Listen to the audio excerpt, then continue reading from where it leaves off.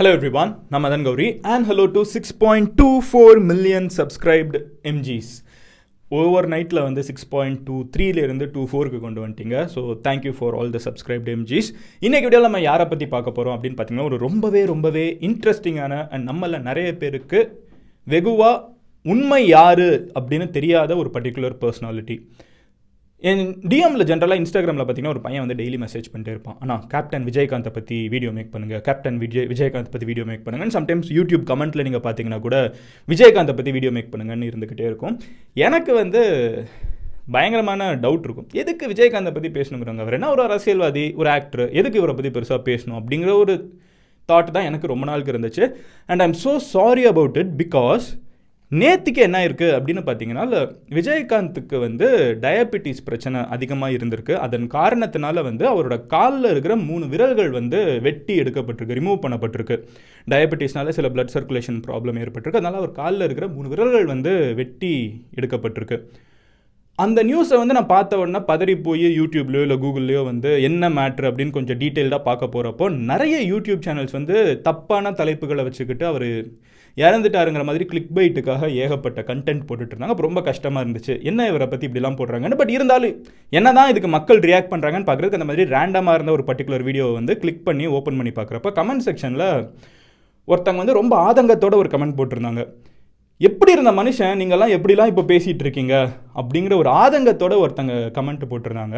அப்புறம் தான் நான் கவனிக்க ஆரம்பித்தேன், இந்த மாதிரி அவரோட கால் விரல்கள் வந்து ஒரு 3 விரல் ரிமூவ் பண்ணியிருக்கப்பட்டிருக்குன்னு சொன்ன நிறைய வீடியோஸில், நியூஸ் வீடியோவாக இருக்கட்டும் இல்லை இந்த மாதிரி யூடியூப் சேனல்ஸில் போடப்பட்ட வீடியோஸாக இருக்கட்டும், அது எல்லாத்தையுமே கமெண்ட் செக்ஷனில் காமனாக இருக்கிற ஒரு டோன் என்ன மாதிரி ஒரு மூடு அப்படின்னு பார்த்தீங்கன்னா, எப்படிப்பட்ட மனுஷன் தெரியுமா அவருக்கு இந்த நிலைமை வரக்கூடாதுன்னு சொல்கிறதும், எப்படிப்பட்ட மனுஷன் தெரியுமா இன்றைக்கி அவருக்கு இந்த நிலைமை வந்துருச்சேன்னு கவலைப்படுற நிறைய கமெண்ட்ஸ் தான் என்னால் பார்க்க முடிச்சு. Which is common public. இது மீடியாவோ இல்லை வந்து இன்ஃப்ளூயன்ஸரோ கிடையாது, பொதுமக்கள் கிட்ட வந்து எப்படிப்பட்ட ஒரு மனுஷன் அவருக்கு இந்த நிலைமை வந்துருச்சுங்கிற ஒரு கவலை தான் இருந்துச்சு. எனக்கு என்ன டவுட்டுன்னா, விஜயகாந்தை நம்மளுக்கு எப்படி தெரியும்? ஒரு பேரரசு படத்தில் பார்த்துருப்போம், இல்லைனா வந்து ரமணா படத்தில் பார்த்துருப்போம், இல்லைனா வந்து இந்த பிரபுதேவா கூடலாம் ஒரு படம் நடிச்சிருப்பாரு. அந்த படம் வந்து சன் டிவியில், இதெல்லாம் சன் டிவியில் பார்த்துருப்போம், சன் டிவியில் போட்டுக்கிட்டே இருப்பாங்க. அது இல்லைனா மீம் கண்டென்ட்டாக வந்து நம்ம பார்த்துருப்போம், இல்லைனா ஜெயலலிதாவுக்கு எதிராக ஒரு டைம் கத்திட்டாருன்னு நம்மளுக்கு தெரியும். இதுதான் நம்மளுக்கு விஜயகாந்தை பற்றி தெரியும். நான் நம்மன்னு சொல்கிறப்ப நான் 2K கிட்ஸை 90 கிட்ஸை சொல்கிறேன். ஏன்னா நான் வந்து வளர்கிறப்ப நான் யாரோட கரியரை நான் நல்லா பார்த்துருக்கேன்னு பார்த்தீங்கன்னா, விஜய் அஜித்தோட கரியர் தான் எனக்கு நல்லா தெரியும். ஸோ எனக்கு ஒரு பயங்கரமான கியூரியாசிட்டி என்னன்னு பார்த்தீங்கன்னா, இந்த விஜயகாந்த் யார்? சரி, நம்மளுக்கு இந்த அவரோட பாதி வாழ்க்கையிலேருந்து தான் நம்மளுக்கு தெரியும். அதுக்கு முன்னாடி அவருக்கு ஒரு வாழ்க்கை இருந்திருக்குல்ல, அந்த இடத்துக்கு அவர் வர்றதுக்கு ஒரு வாழ்க்கை இருக்குல்ல, அந்த வாழ்க்கையை தேடி போகிறப்போ பயங்கரமான கூஸ் பம்ஸாக இருந்துச்சு, பயங்கர இன்ஸ்பிரேஷனலாக இருந்துச்சு. So who is Vijayakanth and எங்கே இருந்து எங்கே வந்திருக்காரு, ஏன் நிறைய பேர் வந்து அவருக்கு இந்த நிலைமை வரக்கூடாதுன்னு சொல்கிற அளவுக்கு அவர் எப்படி ஒரு நிலைமையிலேருந்து வந்திருக்காரு அப்படிங்கிற எல்லா விஷயத்தையும் டீட்டெயில்டாக பார்க்க போகிறோம். அவர்னால வாழ்ந்தவங்க அத்தனை பேர் இருக்காங்க. இன்னைக்கு வரைக்கும் நீங்கள் பார்த்தீங்கன்னா விஜயகாந்தை வந்து அவரை சுற்றி இருக்கிறவங்களை குறை சொல்லலாம், அவரோட ஆக்ஷன்ஸை நிறைய பேர் வந்து கலாய்க்கலாம், அவரோட பொலிட்டிக்கல் டெசிஷன்ஸை திட்டலாம். ஆனால் விஜயகாந்த் அப்படிங்கிற ஒரு தனிப்பட்ட நபர் வந்து 100% தங்கம் அப்படின்னு சொல்கிற மக்கள் மட்டும்தான் அதிகமாக இருந்திருக்காங்க. அவர்னால வாழ்ந்தவங்க நிறைய பேர் இருந்திருக்காங்களே தவிர அவர்னால கஷ்டப்பட்டவங்கிறது வந்து நம்ம பார்க்கவே முடியாது. ஸோ இப்படி சொல்லப்பட்ட விஜயகாந்தோட கதை எங்கே ஆரம்பிக்குதுன்னு பார்த்தீங்கன்னா, மதுரையில் 1950s ஆரம்பிக்குது. இங்கே அவர் பிறக்கிறாரு. பிறந்த காலகட்டத்தில் பார்த்தீங்கன்னா ஆள் வந்து பயங்கரமான சேட்டாங்கிறாங்க. சின்ன வயசுலேருந்தே வந்து ஸ்கூல் போகிறதுனா வம்பு பண்ணுறது, வம்புலுக்கிறது அப்படிங்கிற ஒரு அலப்பலை கொடுத்துட்டு தான் வந்து சின்ன வயசுலேருந்தே சுற்றிட்டு இருந்திருக்காரு. மதுரையில் தான் பிறந்திருக்காரு. விஜயகாந்த் வந்து கருப்பு தோலோடு இருக்கிற ஒரு காரணத்தினால அவர் சின்ன வயசுலேருந்தே வந்து சினிமா மேலே அதிகமான மோகம் இருந்தாலும் சினிமாவுக்குள்ளே நம்ம போக முடியாது அப்படிங்கிற ஒரு பேக் ஆஃப் த மைண்டே வந்து இருந்த ஒரு பர்டிகுலர் நபராக தான் இருந்திருக்காரு. 10th வரைக்கும் படிச்சிருக்காரு. அதுக்கப்புறம் படிப்பில் பெருசாக இன்ட்ரெஸ்ட் இல்லை. ஊருக்குள்ள வந்து பசங்களோட வந்து அடிக்கடி உலாத்திட்டு இருக்கிறது, சுற்றிக்கிட்டு இருக்குது அப்படிங்கிற ஒரு மோடில் தான் பசங்களோடய வந்து கேங்காக அப்படியே ரவுண்டு விட்டுட்டு இருந்திருக்காரு. ஸோ அப்பா அம்மா இருந்துக்கிட்டு பையனை இப்படியே விட்டா சரிப்பட்டு வராது, இவனுக்கு வந்து பொறுப்பு வர வைக்கணும் அப்படிங்கிறதுக்காக அவங்க அப்பா ஓரளவுக்கு ஒரு வெல் டு டூ ஃபேமிலி தான். ஸோ என்ன பண்ணுறாங்க அப்படின்னு பார்த்தீங்கன்னா, விஜயகாந்துக்கு வந்து ஒரு ரைஸ் மில் வந்து வச்சு கொடுக்குறாங்க. யோசிச்சு பாருங்க, இந்த பையன் வந்து தமிழ்நாட்டோட சினிமாவில் ஒரு கலக்கிட்டு தமிழ்நாட்டு அரசியலில் வந்து எதிர்கட்சி தலைவராக போய் நின்று ஜெயலலிதாவை எதிர்த்து நாக்கு துதுத்தி பேச போறாரு. என்ன பண்ணிருக்காரு? இப்போ அரிசி மில் வச்சு கொடுக்குறாரு. அப்படியே ஒரு ஃபியூச்சருக்கு போயிட்டு வந்து பாருங்க எப்படி ஒரு கதை ஆரம்பிக்குதுன்னு. Anyone can become anything in the வேர்ல்டுங்கிறதுக்கு ஒரு பயங்கரமான எக்ஸாம்பிள். ஸோ அரிசி மில் வச்சு கொடுக்குறாங்க. அரிசி மில்ல வந்து தம்பி ஒழுங்காக வேலையை பாருப்பா அப்படின்னு வந்து கொடுக்குறாங்க. விஜயகாந்த் சின்ன வயசுலேருந்தே பார்த்தீங்கன்னா பயங்கரமான ஃபேன்னா வந்து எம்ஜிஆருக்கு வந்து ஒரு பயங்கரமான ஃபேன். ஸோ எம்ஜிஆர் மூவிஸ் எப்போ வருதோ தேட்டரில் போய் நாள் பார்க்குறது, அப்புறம் அந்த மோட்லேயே வந்து கொஞ்சம் சுற்றிட்டு இருக்குதுங்கிறப்போ அவருக்கு சினிமாவை பற்றி பயங்கரமான மோகம் இருக்குது. அந்த ஈர்ப்பாக இருக்கட்டும், அந்த கூட்டமாக இருக்கட்டும். ஆனால் வந்து சினிமாவுக்குள்ளே நம்மளை ஏற்றுக்க மாட்டாங்க. ஏன்னா தமிழ் சினிமானா அப்போ டாமினேட்டட் பை சிவாஜி, எம்ஜிஆர், அப்புறம் கமல்ஹாசன், இந்த மாதிரி நல்ல வெள்ளை தோல் இருக்கிறவங்க மட்டும்தான் வந்து சினிமாவுக்குள்ளே வர முடியும் அப்படின்னு நினச்சிட்டு இருந்த ஒரு காலகட்டத்தில் தான் விஜயகாந்த் வந்து ரஜினிகாந்த் அப்படிங்கிற ஒரு ஹீரோவை கவனிக்க ஆரம்பிக்கிறாரு. வில்லனா இன்ட்ரடியூஸ் ஆன இந்த ஒரு பர்டிகுலர் நபர் வந்து கருப்பு தோலோட தமிழ் சினிமாவோட திரையில் வர ஆரம்பிக்கிறப்போ மக்கள் வந்து ரொம்ப ரிலேட் ஆகுறாங்க. நம்மள மாதிரி ஒருத்தன் ஸ்க்ரீனில் இருக்கான்னு பார்த்து கொண்டாடுறப்போ விஜயகாந்துக்கு வந்து ஒரு பயங்கரமான ஹோப். அப்போ நம்ம ஏன் வந்து தமிழ் சினிமாவுக்குள்ளே என்டர் ஆகக்கூடாதுன்னு ஒரு தாட் வருது. அண்ட் முக்கியமான நோட் என்னன்னு பார்த்தீங்கன்னா, இது வரைக்கும் விஜயகாந்தோட ஒரிஜினல் பேர் என்னன்னு பார்த்தீங்கன்னா விஜயகாந்த் கிடையாது. அவரோட ஒரிஜினல் பேர் வந்து விஜயராஜ். ஸோ விஜயராஜுக்கு வந்து ரஜினிகாந்த் மாதிரி நம்மளும் வரணும் அப்படிங்கிற ஒரு ஆசை இருக்குது. ஸோ விஜயராஜ் என்ன பண்ணுறாருன்னு பார்த்தீங்கன்னா, அப்பா அம்மா கிட்டலாம் சொல்லிட்டு நான் சென்னைக்கு கிளம்புறேன், பட்டணத்துக்கு போகிறேன், மெட்ராஸ் போகிறேன் அப்படின்னு சொல்லிட்டு தன்னோட கலை பயணத்தை வந்து மதுரையிலேருந்து கிளம்பி வரீங்க. ரைஸ் மில் ஓனராக இருந்து சினிமாவை பார்த்து சினிமா மோகத்தில் வந்து அங்கே ஒருத்தர் கருப்பு தோலோடு வந்துட்டார்னா நானும் ஏன் வர முடியாது அப்படின்னு சொல்லிட்டு கிளம்புறது. இந்த மாதிரி நம்ம ஊரில் எத்தனையோ பேர் சென்னைக்கு கிளம்பி போய் கேள்விப்பட்டிருப்போம். நானும் டேரக்டராரு, நானும் ஹீரோ வரேன்னு எல்லாரும் சக்சீட் ஆக முடியாது. பட் அதுக்கப்புறம் அவங்க கொடுக்குற ஹார்ட் ஒர்க் அண்ட் கன்சிஸ்டன்சி இருக்குல்ல, crazy. Because Vijayakanth is built by his failures அப்படின்னு சொல்லலாம். அவரோட ஃபெயிலியரோட கதை இப்போ தான் ஆரம்பிக்குது.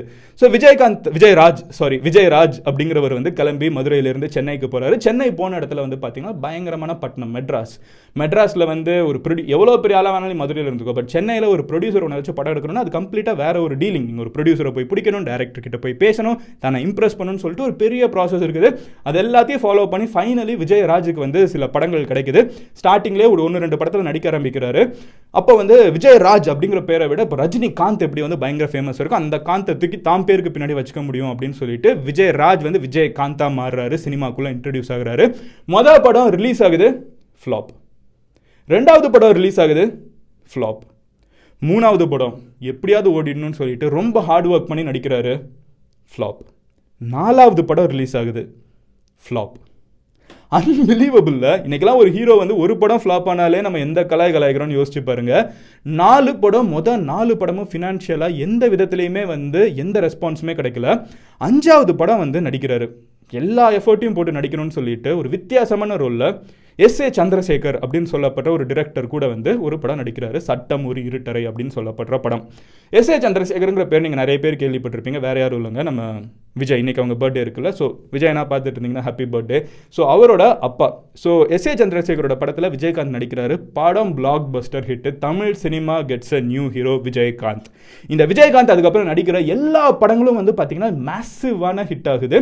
எல்லா படத்துலையும் பார்த்தீங்கன்னா எம்ஜிஆர், அவர் யாரை பார்த்து உள்ளுக்குள்ள வராரு, எம்ஜிஆரை பார்த்து வராரு. எம்ஜிஆர் வந்து எல்லா படத்துலையும் பார்த்தீங்கன்னா தான் வந்து நல்லவனா இருப்பாரு, தான் கரெக்டாக இருப்பாரு, தான் எந்த பிரச்சனையும் பண்ண மாட்டாரு, அநியாயம் நடந்தா தட்டி கேட்பார்ல. விஜயகாந்த் அப்படியே பார்த்தீங்கன்னா எல்லா படத்துலையுமே அந்த பேட்டர்ன் தான் இருக்கும். நீங்கள் அப்படியே ஃப்ளாஷ்பேக் போட்டு பாருங்களேன், எல்லா விஜயகாந்த் படத்துலையும் விஜயகாந்த் வந்து நல்லவனா தான் இருப்பார். எவ்வளோ பெரிய பிரச்சனையாக இருந்தாலும் விஜயகாந்த் நல்லவனா தான் இருப்பார், கெட்டவனா நடிக்கவே மாட்டார். அது ஒரு சின்ன லாஜிக் தாங்க. எப்போவுமே வந்து ஒருத்தர் வில்லனிசம் ஹீரோ பண்ணிட்டாங்கன்னு வச்சுக்கோங்களேன், அதுக்கு வேற லெவல் மாஸ். அதுக்கு நம்ம இப்போ இருக்கிற ரோலெக்ஸ்லேருந்து 2.0 எதனாலும் நம்ம எக்ஸாம்பிள் எடுத்துக்கலாம். ஆனால் அந்த சுச்சுவேஷன்லையும் நான் நல்லவனாக தான் நடிப்பேன் அப்படின்னு சொல்லிட்டு கூட இருக்கிற எல்லா ஆக்டர்ஸும் நெகட்டிவ் ஷேட் அப்போவுமே பண்ணிட்டு இருந்தாங்க. எல்லாமே ரஜினி, கமல் எல்லாருமே எக்ஸ்பெரிமெண்டலாக நெகட்டிவ் ஷேட்ஸ் பண்ணிருக்கப்போ கடைசி வரைக்கும் நான் வந்து நல்லவனாக தான் நடிப்பேன்னு சொல்லி நடித்த ஒரு பர்டிகுலர் நபர் தான் விஜயகாந்த். இது வரைக்கும் அவருக்கு ஒரு ஏகப்பட்ட இன்கிரெடிபிளான ரெக்கார்ட்ஸ் இருக்குது. தமிழ் சினிமாவுக்கு அவரோட கான்ட்ரிபியூஷன்ங்கிறது நிறைய பேருக்கு தெரியாத கான்ட்ரிபியூஷன் இருக்குது. ஃபார் எக்ஸாம்பிள் சொல்லணும்னா, அப்போ சமகாலத்தில் இருந்த ஆக்டர்ஸ் நீங்கள் யார் எடுத்து பார்த்தீங்கன்னாலும் விஜயகாந்த் கூட கான்டெம்பரரிஸ்னு பார்த்தீங்கன்னா யார், ரஜினி, கமல் தான். தான் காம்படிஷனாக தான் வந்து ஒரு எக்ஸாம்பிளாக ரஜினிகாந்த் கூட எடுத்து வந்து ரஜினி படமும் கமல் படமும் விஜயகாந்த் படமும் ஈக்குவலாக ரிலீஸ் ஆகிற அளவுக்கு விஜயகாந்த் வளர்ந்தார். In fact there was a time and Vijayakanth had more ஃபாலோயிங்னு சொல்கிறாங்க. சில வருஷங்கள் வந்து அவரோட படங்கள் அதிகமாக கூட ஓடுன்னு சொல்கிறாங்க. ஒரே வருஷத்தில் 18 படத்தில் நடித்த ரெக்கார்டெல்லாம் விஜயகாந்த் ஹோல்டு பண்ணியிருக்காரு. இன்னைக்கு வரைக்கும் ஒரு ஹீரோ 18 படத்தில் ஒரே வருஷத்தில் நடித்ததே கிடையாது. அந்த அளவுக்கு ஹார்ட் ஒர்க்கர். அப்போ எந்த அளவுக்கு ஓடி இருக்குன்னு யோசிச்சு பாருங்க. இந்த இப்போலாம் வந்து ஒரு ஹீரோ 2 படம் 3 படம் கொடுத்துட்டா அப்படி பேசுகிறோம். 18 படம் ஒரே வருஷங்கிறது என்னால் நினச்சி கூட பார்க்க முடியல. ஒரு நாளுக்கு 3 ஷிஃப்ட் வேலை பார்ப்பாருன்னு சொல்கிறாங்க. எப்போவுமே செட்டில் தான் இருந்துட்டு இருப்பாராம். 3 ஷிஃப்ட் கண்டினியூஸாக வேலை பார்த்துட்டு இருப்பாராம். 18 படம் ஒரே வருஷம் ஹிட் கொடுத்து 18 படம் வந்து ஒரே வருஷம் ரிலீஸ் கொடுத்துருக்காரு. எத்தனையோ ஆஃபர்ஸ் வந்து மற்ற லாங்குவேஜ்லேருந்து வரப்போ அவர் கூட இருக்கிற மற்ற சம நடிகர்கள் வந்து மற்ற லாங்குவேஜில் போய் ஒரு எக்ஸ்பெரிமெண்டலாக நடிக்கிறதா இருக்கட்டும், மற்ற லாங்குவேஜில் நம்மளுக்கு மார்க்கெட் வேணுங்கிறதுக்காக அங்கே போய் நடிக்கிறப்போ இன்னைக்கு வரைக்கும் 150 படமாக என்னமோ நடிச்சிருக்காரு. இன்னைக்கு வரைக்கும் ஒரு படம் கூட நான் தமிழ் படம் நடிக்காத ஒரு பர்டிகுலர் நபர் தான் விஜயகாந்த். இது என் நாடு, நான் இந்த நாட்டுக்குள்ளே இந்த மொழியில் மட்டும்தான் நடிப்பேங்கிற ஒரு பாலிசியை வந்து கடைசி வரைக்கும் கடைபிடிச்சவர். தமிழ் சினிமாவோட முதல் 3D படத்தில் நடித்தது விஜயகாந்த் ஹீரோவா. தமிழ் சினிமாவில் தான் பீக்கில் ஒரு ஹீரோவாக இருக்கிறப்போ பிச்சைக்காரனாக நடித்தது விஜயகாந்த். இது வரைக்கும் எந்த ஒரு ஹீரோவுமே அப்படி ஒரு எக்ஸ்பெரிமெண்டல் ரோல்லாம் பண்ணதே கிடையாது. தான் 30 வயசு 40 வயசில் இருக்கிறப்பமே பார்த்தீங்கன்னா நிறையெல்லாம் வச்சு ஒரு 60 வயசு தாத்தாவாக நடித்தது விஜயகாந்த். ஒரு எக்ஸ் போலீஸாக நடிக்கணும்னா அதுக்கும் நிற வச்சது விஜயகாந்த். இந்த மாதிரி வந்து ஏகப்பட்ட இன்கிரெடிபிளான ரெக்கார்ட் வச்சிருக்காரு. எல்லாத்தையும் விட ஹைலைட் என்னன்னு பார்த்தீங்கன்னா அவரோட contemporaries, again coming to Rajini and Kamal, எல்லாரோட 100வது படமும் பார்த்தீங்கன்னா பெருசாக ஓடினது கிடையாது. ஆனால் விஜயகாந்தோட 100வது படம் தான் கேப்டன் பிரபாகரன். அதுலேருந்து அவருக்கு கேப்டன் அடைமொழி வைக்கிற அளவுக்கு அந்த படம் ஹிட் ஆயிருக்குது. அதை கொடுத்ததும் விஜயகாந்த். ஒரு படம் வந்து ப்ரொடியூசர் வந்து ரொம்ப கஷ்டத்தில் இருக்காரு அப்படின்னு தெரிஞ்சிச்சுன்னா ப்ரொடியூசர் கிட்ட இருந்து காசு வாங்க மாட்டாராம். காசு வாங்காமல் நீங்கள் படம் ரிலீஸ் ஆகட்டும், படம் ஹிட் ஆகும், அதுலேருந்து உங்களுக்கு ஒரு ஷேர் வரும், அந்த ஷேர்லேருந்து எனக்கு சம்பளத்தை தாங்கன்னு சொல்லிட்டு எத்தனையோ ப்ரொடியூசர்ஸ் வந்து தான் கண்ணு முன்னாடியே தனக்கு கொடுக்க வேண்டிய காசை கொடுக்காம இருக்காங்கன்னு தெரிஞ்சாலும் கவலைப்படாமல் அவர் வாழட்டும், அவர்னால 4 பேர் சாப்பிட்டுட்டு இருக்காங்க, அவர்னால ஒரு டைரக்டர், இத்தனை பேர் ஒர்க்கர்ஸ், இத்தனை ஆக்டர்ஸ்னு வாழ்ந்துட்டு இருக்காங்க, பரவாயில்ல இருக்கட்டும் சொல்லி விட்டு கொடுத்தவர் தான் விஜயகாந்த். இது எல்லாத்தையும் தாண்டி ஒரு ஹைலைட்டான விஷயம் என்னன்னு பார்த்தீங்கன்னா விஜயகாந்த் வந்து தமிழ் சினிமாவில் டாப் ஹீரோஸில் இந்த 100 மூவிஸ் கிட்ட நடித்த ஹீரோஸில் பார்த்தீங்கன்னா இருக்கிறதுலே அதிகமான டெபியூட்டன்ஸோட நடித்த தமிழ் சினிமா ஹீரோ யாருன்னு பார்த்தீங்கன்னா விஜயகாந்த் தான். டெபியூட் டிரெக்டர்ஸோட நடிக்கிறதுங்கிறது சாதாரண விஷயம் கிடையாது. அவங்களுக்கு ஒரு வாழ்க்கையவே உருவாக்குறது, ஒருத்தவங்களோட கரியரை உருவாக்குறது, டிரெக்டரோட கரியரை உருவாக்குறதுங்கிறது அவரை சுற்றி எத்தனை பேரோட கரியர்ஸ் உருவாகும். அந்த மாதிரி அதிகமான கான்ட்ரிபியூஷனை கொடுத்ததும் விஜயகாந்த் தான். தமிழ் சினிமாவோட பீக்கில் இருக்கப்போ என்ன பண்ணுறாருன்னு பார்த்தீங்கன்னா அவருக்கு முன்னாடி வந்து எத்தனையோ ஆக்டர்ஸ் வந்து அரசியலுக்குள்ளே வந்து அடி வாங்கிட்டோ இல்லை அரசியலுக்குள்ளே வராமலே இருக்கணும்னு நினைச்சிட்டு இருந்த நேரத்தில் அரசியல் கட்சி ஆரம்பிக்கிறாரு. கட்சி ஆரம்பிச்சு முதல் எலெக்ஷன்லேயே 10% ஓட் ஷேர் எடுக்கிறாரு. அடுத்து 2-3 எலெக்ஷனில் பார்த்தீங்கன்னா ஆள் வந்து அப்போசிஷன் லீடராக உட்காந்துடுறாருங்க. அப்போசிஷன் லீடராக எதிர்கட்சியில் உட்காந்துட்டு இருக்காரு. இதுவரைக்கும் தமிழ் அரசியலில் பார்க்காத ஒரு பர்டிகுலர் சம்பவம். சீஃப் மினிஸ்டர், அதுவும் ஜெயலலிதாங்கிற சீஃப் மினிஸ்டர் வந்து ஒரு ரொம்ப ஸ்ட்ரிக்டான சீஃப் மினிஸ்டர்னு பக்கத்து ஸ்டேட்டில் இருக்கிறவங்க கூட தெரியும். ஜெயலலிதா வந்து பேசினா கூட தப்புன்னு சொல்லுவேன்னு சொல்லி நாக்க துதிட்டு எதிர்கட்சியாக நின்று ஜெயலலிதா பார்த்து பேசினா ஒரே எதிர்கட்சி தலைவர் விஜயகாந்த் தான் அவரோட காலகட்டத்தில்ங்கிறதுல சந்தேகமே இல்லை. அண்ட் அதுக்கப்புறம் பார்த்தீங்கன்னா விஜயகாந்தோட டவுன்ஃபால்ங்கிறது, ஆனால் இந்த ஒரு பர்டிகுலர் சம்பவத்துக்கு அப்புறம் தான் பார்த்தீங்கன்னா அவரை வந்து ஒரு சீரியஸான பர்சன் அப்படிங்கிறத தாண்டி அவரை வந்து ஒரு ட்ரால் மெட்டீரியலுக்கு யூஸ் பண்ணுறது போக, அது அடுத்தவங்களை கலாய்க்கிறதுக்கு அவரோட டெம்ப்ளேட்டை யூஸ் பண்ணுறது போக, அவர் ப்ரெஸ் மீட்டில் பேசுகிற விஷயங்களை, அவர் ஜேர்னலிஸ்ட் கிட்ட பிஹேவ் பண்ணுற விதங்களை அவரையே ட்ரால் மெட்டீரியலாக மாற்றினதுங்கிறது வந்து ஜியோ வந்ததுக்கப்புறம் நம்ம தமிழ்நாட்டில் ரொம்ப காமனாக நடக்க ஆரம்பிச்சிச்சு. விஜயகாந்தை வந்து அப்படி ஒரு கேப்டன் அப்படின்னு சொன்னால் எல்லாரும் எந்திரிச்சு நிற்கிற ஒரு மனுஷனை வந்து ஒரு ட்ரால் மெட்டீரியலாக நம்ம ஊரில் இன்டர்நெட்டில் மாட்டுறாங்க. அண்ட் நம்மளுக்கு தெரிஞ்சோ தெரியாமலோ இது வந்து ஒரு ஆர்கெஸ்ட்ரேட்டடாக நடந்துச்சா, தெரிஞ்சே ஒரு கூட்டம் வந்து விஜயகாந்தோட பேரை இழுக்கணும்னு பண்ணாங்களா, இல்லை தெரியாமல் இது யதார்த்தமாக இன்டர்நெட் வந்ததுக்கப்புறம் நடந்ததான்னு நம்மளுக்கு தெரியல.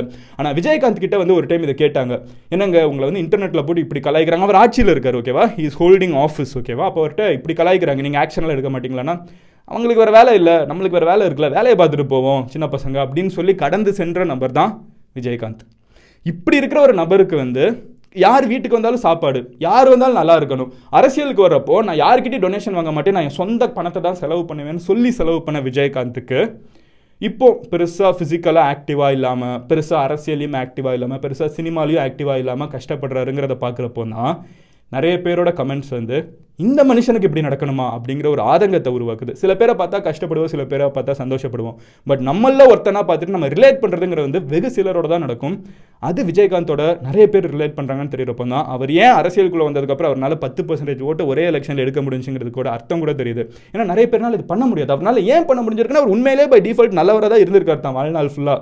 நம்ம ஜென்ரேஷன் லாஸ்ட் ஒரு 2Kக்கும் 90s ஜென்ரேஷனுக்கும் வந்து அவர் இன்டர்நெட்டில் மட்டுமே தெரிஞ்சதுனால அவரோட முன்கதை என்னன்னு தெரியாமல் இருந்திருக்கு. எப்போவுமே ஒரு மனுஷன் வாழ்கிறப்போ கொண்டாடணுங்கிறது வந்து இப்போ ரீசெண்டாக நான் நல்லா தெரிஞ்சுக்கிட்டேன். ஏன்னா நீங்கள் ரீசெண்டாக பார்த்தீங்கன்னா புனித் ராஜ்குமாராக இருக்கட்டும், விவேகா இருக்கட்டும், அவங்கெல்லாம் இறந்ததுக்கப்புறம் தான் அவங்க எப்படிப்பட்ட ஒரு வாழ்க்கையை வாழ்ந்திருக்காங்கன்னு வீடியோ எடுக்கிறப்ப நான் பார்த்து தெரிஞ்சுக்கிட்டேன். பட் இவரை பற்றி இப்போமே தெரிஞ்சுக்கிட்டப்போ கண்டிப்பாக இந்த மனுஷனை நம்ம கொண்டாடாமல் இருக்கக்கூடாதுங்கிறது மட்டும் தெரிஞ்சு. ஸோ இந்த வீடியோ முடிகிறப்ப உங்களுக்கு வைக்கிற ஒரு சின்ன ரெக்வஸ்ட் என்னன்னு பார்த்தீங்கன்னா, விஜயகாந்தை டெம்ப்ளேட்டாக யூஸ் பண்ணலாம், பட் விஜயகாந்தை கலாய்க்கிற மாதிரி ஒரு விஷயம் இருந்துச்சுன்னு வச்சுக்கோங்களேன், ask your self if he really deserves that அப்படிங்கிற ஒரு சின்ன விஷயத்தை மட்டும் உங்ககிட்ட சொல்லிட்டு இந்த வீடியோ முடிகிறப்ப நான் உங்ககிட்ட கேட்கணும்னு நினைக்கிற கேள்வி. இந்த வீடியோ வந்து கண்டிப்பாக என்னோட முந்தின ஜென்ரேஷனில் நிறைய பேர் பார்த்துட்டு இருப்பீங்க. நம்ம சேனலில் வந்து ஒரு ஃபேமிலி சேனல், ஃபேமிலி மூவி, ஃபேமிலி என்டர்டெயின்மெண்ட்ல மாதிரி ஒரு சன் டிவி மாதிரி தான் நம்ம சேனலில் வந்து எல்லா ஏஜ் குரூப்லேருந்தும் பார்த்துட்டு இருக்கீங்க. ஸோ கண்டிப்பாக எனக்கு தெரியாத எத்தனையோ விஷயங்கள் விஜயகாந்தை பற்றி நீங்கள் வாழ்நாளில் நீங்கள் தெரிஞ்சிருப்பீங்க. அது என்னென்னங்கிறத கமெண்ட்டில் சொல்லுங்கள், நாங்கள் தெரிஞ்சுக்கிறோம். நாளைக்கு நான் உங்களோட ஒரு வீடியோவில் பார்க்குறேன். இந்த மாதிரி மறைக்கப்பட்ட முத்துக்கள் நம்ம தமிழ்நாட்டில் யாராவது இருந்தாங்கன்னா அவங்க யாருன்னு கமெண்ட்டில் சொல்லுங்கள், அவங்கள பற்றியும் வீடியோ மேக் பண்ணுறேன். நீங்கள் டேரெக்டாக இந்த பையன் மாதிரி என்கிட்ட டிஎம் பண்ணி ஒரு டாப்பிக்கை சொல்லணும்னா இன்ஸ்டாகிராமில் மதன் கௌரின்னு சர்ச் பண்ணுங்கள், ஃபாலோ பண்ணுங்கள். ட்விட்டர்லையும் மதன் கௌரின்னு சர்ச் பண்ணிங்கன்னா நான் ஃபாலோ பண்ண முடியும். நாளைக்கு உங்களை நான் ஒரு வீடியோவில் பார்க்கேன். Until then, bye. Madan Gowri signing off here. Love you all. Cheers. Bye.